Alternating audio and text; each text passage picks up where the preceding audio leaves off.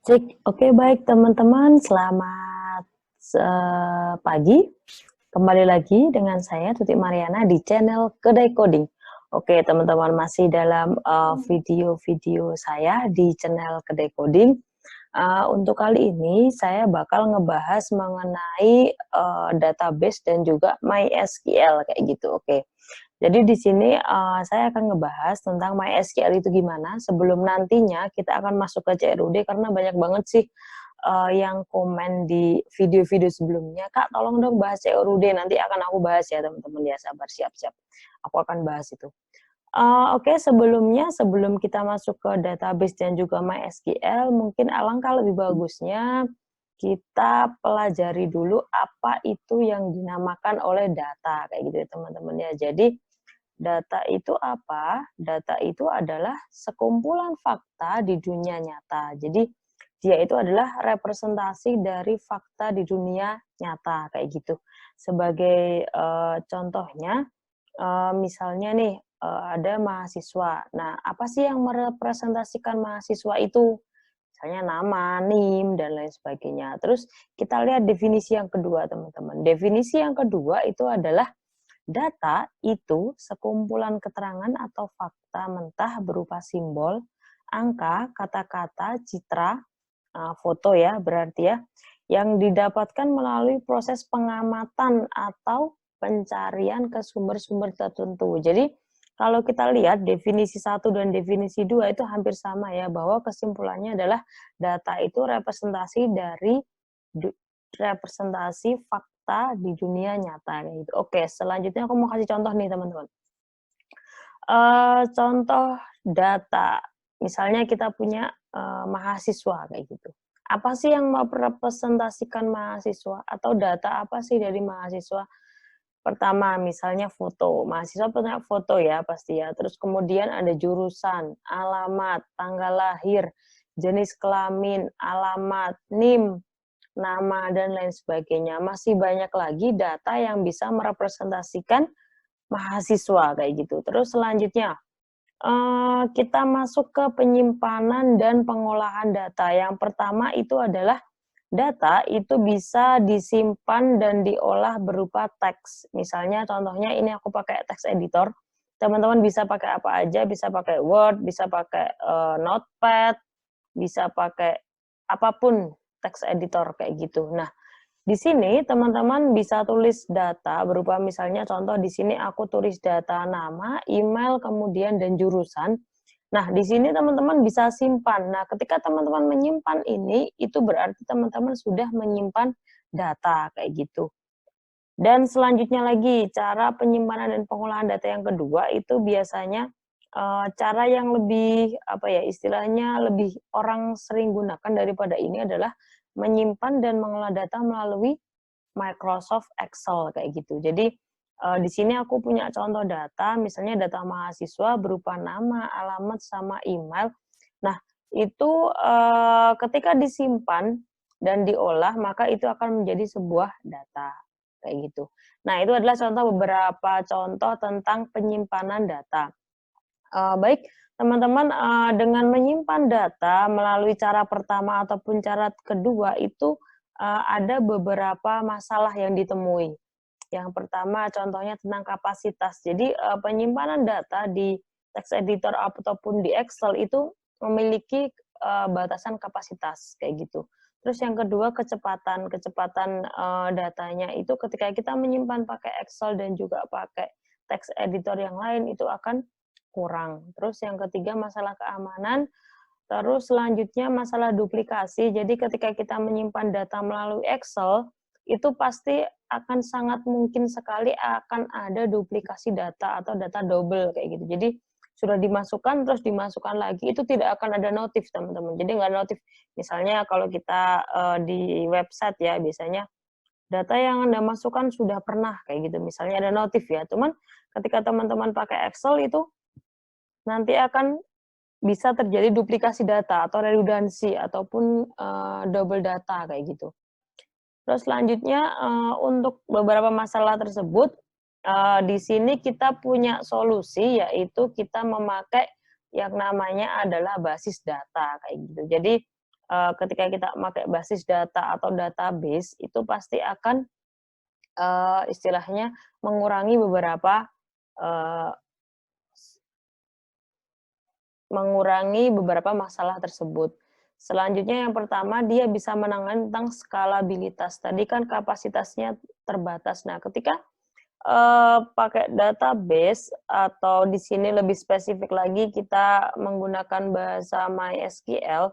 Nah, di situ kita, bisa menangani masalah skalabilitas data. Jadi data yang kita tangani itu bisa berupa banyak data, kayak gitu. Terus yang kedua, ketersediaan data nantinya akan mudah untuk, diakses sewaktu-waktu, kayak gitu. Terus aman juga karena nanti di situ kita bisa memasang beberapa security untuk keamanannya, terus datanya permanen atau tersimpan secara istilahnya tersimpan secara memori kayak gitu. Jadi sewaktu-waktu dibutuhkan bisa diakses.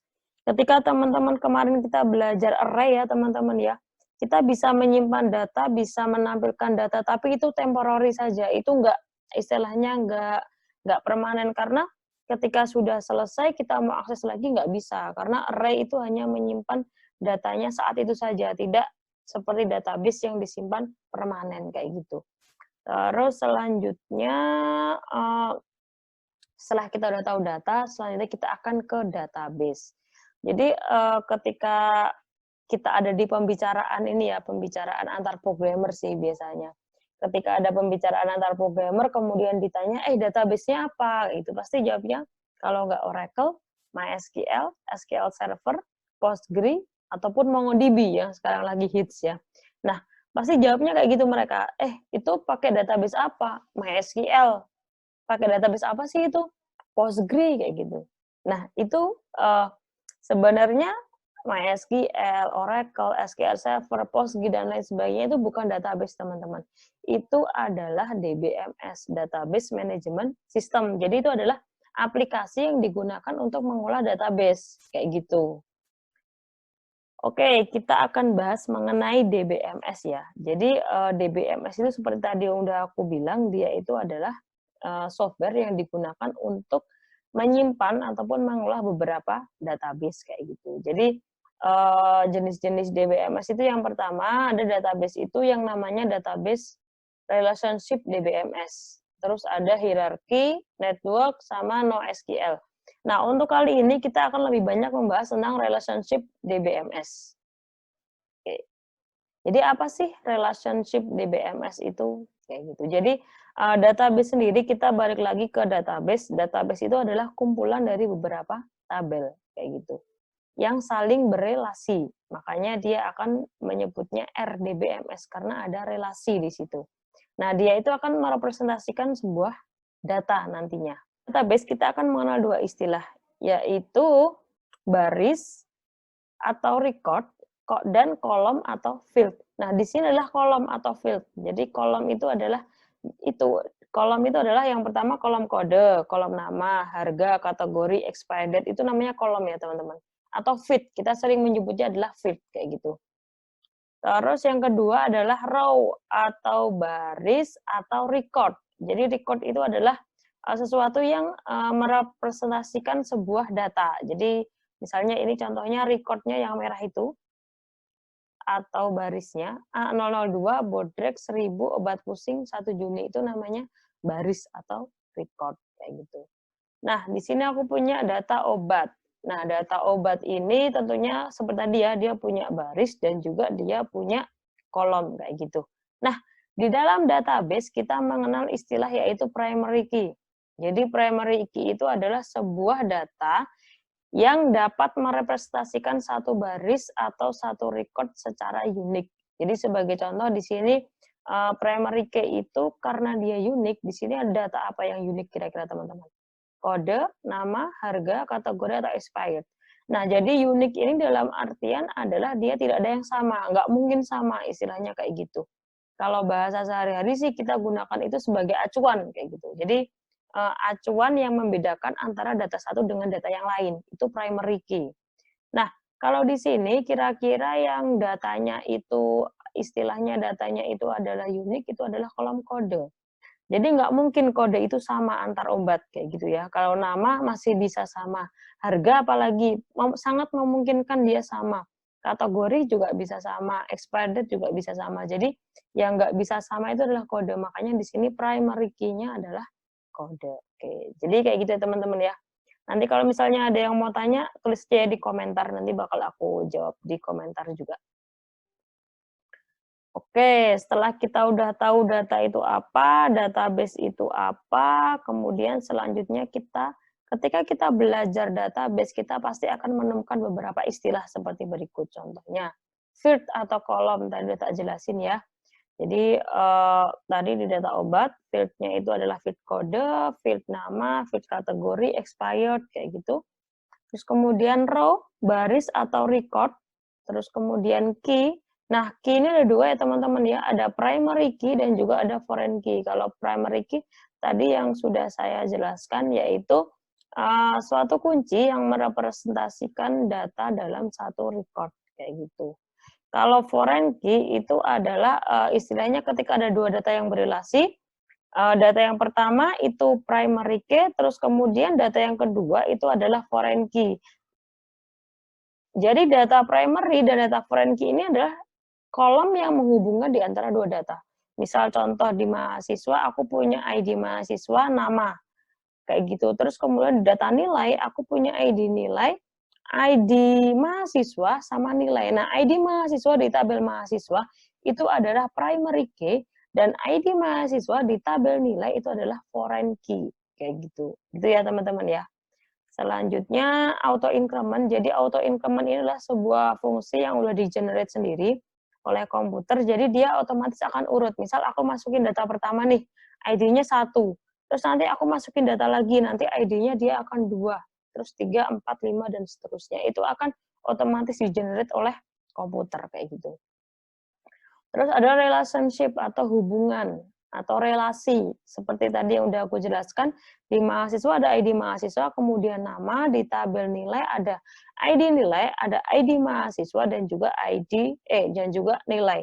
Jadi ID mahasiswa di tabel mahasiswa ini dia itu berelasi atau memiliki relasi dengan ID mahasiswa yang ada di tabel nilai kayak gitu. Normalisasi itu adalah proses menormalkan data. Jadi nanti ketika teman-teman belajar normalisasi, nanti ada bentuk normal 1, bentuk normal 2, dan lain sebagainya. Coba dipelajari sendiri ya untuk normalisasi. Oke, baik. Setelah kita mempelajari tentang apa itu database dan juga MySQL, mungkin kita langsung saja mencoba mengenai MySQL. Nah, di sini apa namanya ada tampilan dari SIMPP teman-teman. Jadi di sini tampilan SIMPP-nya adalah yang hidup itu adalah MySQL saja. Kenapa ada kondisi seperti ini? Karena ketika kita mau bermain dengan MySQL saja, silahkan dicentang MySQL saja. Sebagai contoh, teman-teman mau membuat database atau mau insert ataupun mau melakukan apapun melalui misalnya melalui konsol kayak gitu. Jadi teman-teman hanya cukup berinteraksi dengan MySQL saja. Teman-teman tidak butuh server, maka silahkan bisa yang dihidupkan itu adalah MySQL-nya saja. Tetapi kasusnya teman-teman ketika teman-teman ingin membuat sebuah aplikasi dan itu membutuhkan server, itu silakan teman-teman hidupkan juga Apache-nya kayak gitu.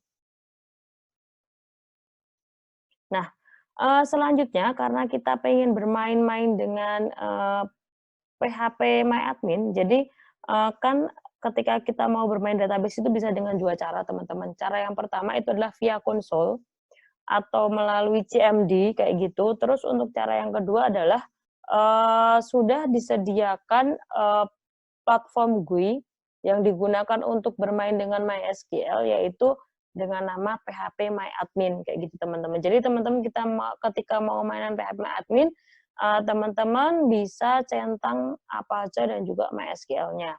Kayak gitu. Oke, langsung saja kita belajar yang GUI-nya saja ya teman-teman ya. Baik teman-teman, selanjutnya kita buka browsernya. Terserah teman-teman mau pakai browser apa.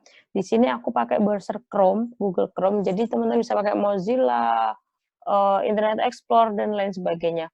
Nah, untuk kita masuk ke PHP MyAdmin, teman-teman ketika tadi sudah menyalakan SHMPP-nya yaitu Apache dan juga MySQL, teman-teman di sini cukup ketikkan saja localhost, kemudian PHP MyAdmin. Kayak gini. Terus di enter. Nah, ini adalah tampilan dari PHP MyAdmin. Nantinya ketika teman-teman bermain dengan database, teman-teman mungkin akan sering bermain-main dengan ini kayak gitu. Nah, aku mau jelasin dulu di sini ada beberapa bagian kayak gitu ya, teman. Yang pertama ini adalah database. Jadi teman-teman kalau misalnya mau membuat database, melihat database, kemudian mau modifikasi database, teman-teman bisa klik menu ini. Terus kemudian yang kedua ini adalah menu SQL. Jadi ketika teman-teman nanti mau ngetik sintak SQL, teman-teman bisa di sini. Terus kemudian ini adalah status. Terus ini user account-nya, kalau mau ngedit usernya. Terus kemudian ini mau export. Jadi database teman-teman tuh bisa diekspor. Nantinya bisa CSV, terus bisa .sql, dan format yang lain. Terus teman-teman juga bisa import database, misalnya ngimport CSV, SQL, dan lain sebagainya juga bisa.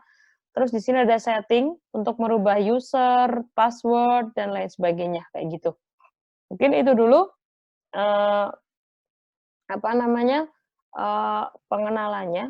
Oke, yang pertama mungkin kita akan melakukan membuat database. Jadi cara membuat database-nya kayak ini teman-teman. Jadi klik database. Oke, nah di sini ada banyak database yang sudah ada. Ketika teman-teman mau membuat database, silahkan bisa diketikkan aja di sini. Misal aku mau buat DB kuliah. Misal aku buat DB kuliah. Nah, kemudian teman-teman tinggal create. Kayak gitu. Nah, udah jadi kan DB kuliah kayak gini.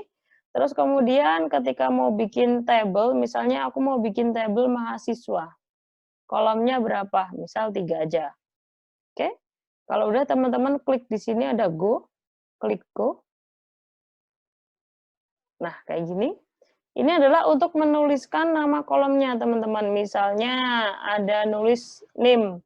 Terus di sini adalah nama, terus di sini adalah 2 aja ya. Tadi 2 apa 3? Oke. Name sama nama, misalnya kayak gitu. Terus di sini integer, terus aku mau tadi yang pernah aku bahas, itu adalah ada yang namanya primary ya. Aku mau dia primary key, kayak gitu. Terus kemudian biar dia itu otomatis urut, 1, 2, 3, 4, dan lain sebagainya, aku kasih auto increment. Terus kemudian nama bisa kita kasih varchar. Nah, untuk masalah tipe data ini teman-teman untuk flashback lagi bisa ngelihat video aku ya yang tentang tipe data. Silahkan bisa dilihat lagi.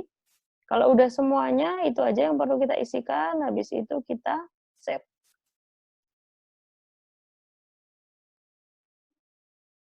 Nah, kayak gini. Kita udah punya satu tabel di database kuliah, kayak gitu. Nah, gimana caranya buat ngisi data? Ngisi data teman-teman tinggal klik di insert. Ini nggak usah diisi ya, karena tadi auto increment, kita kasih namanya saja.